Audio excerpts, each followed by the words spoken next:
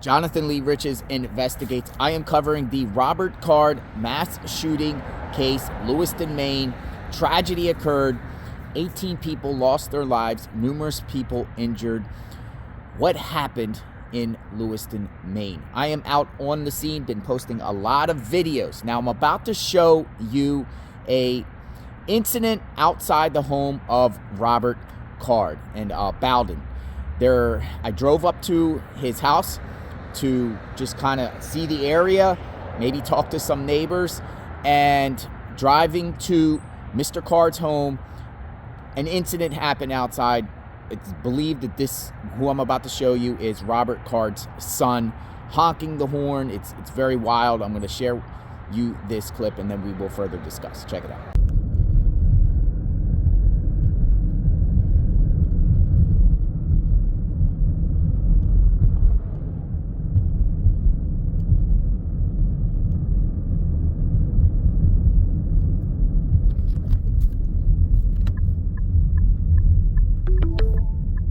Your destination is on the left.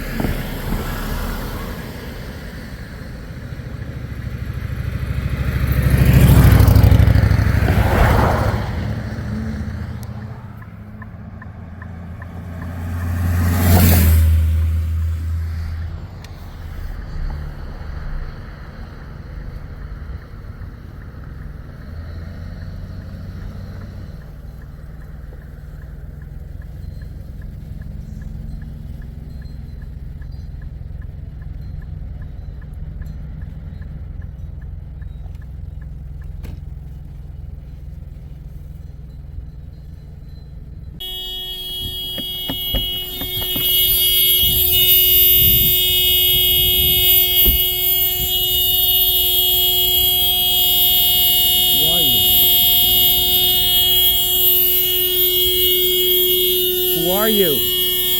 Who are you? Public road. Who are you? There? That's your property? I don't know what you're saying. What are you saying? What are you saying? What are you saying?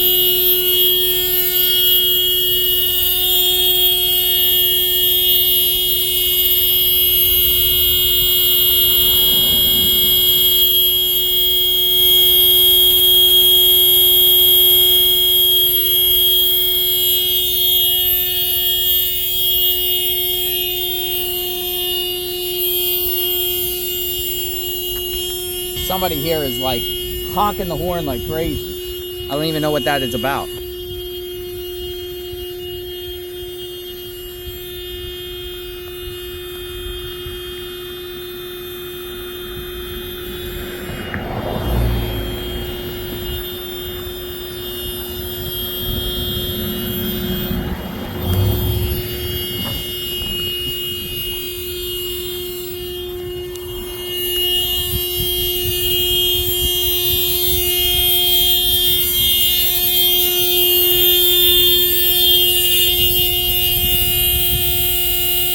I don't know what this is about. This is outside the home of over there where Robert...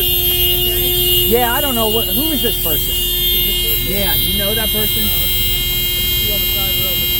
Yeah, I'm okay. I'm a journalist covering the tragedy, and for some reason this car is like going nuts, but I'm ready to get out of here. It's pretty nutty.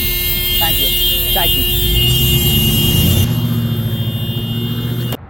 So I didn't even step out of the car. I just drove up, pulled over on the side of the road there, and the car came behind me and just laid their horn down and would not stop. I'm like, whoa, what is going on?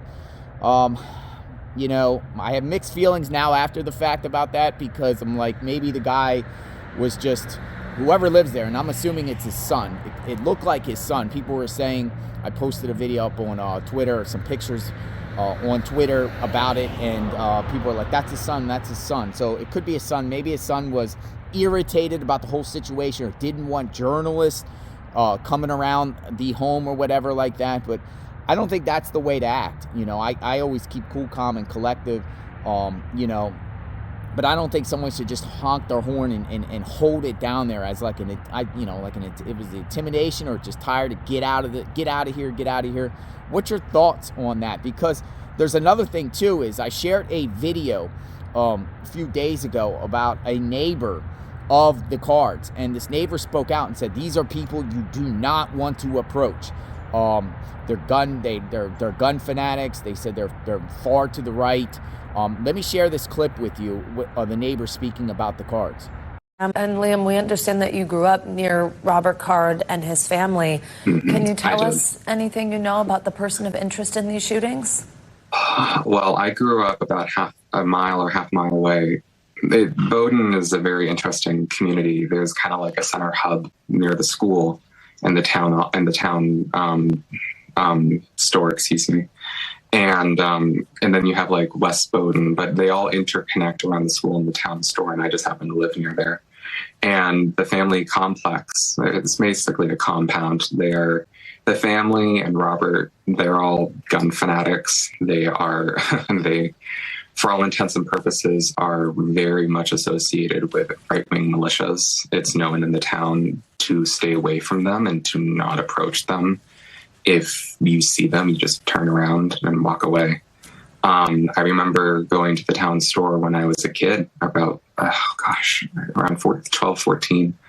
And I remember very vividly, it's just been the image that's been kind of going around in my head, is I'm going to the store and there's a way station there for deer. So he had just killed a deer with his buddies, and the deer was hanging and blood was dripping on the ground from the deer, and he was covered in blood with a gun on his back with a giant grin on his face.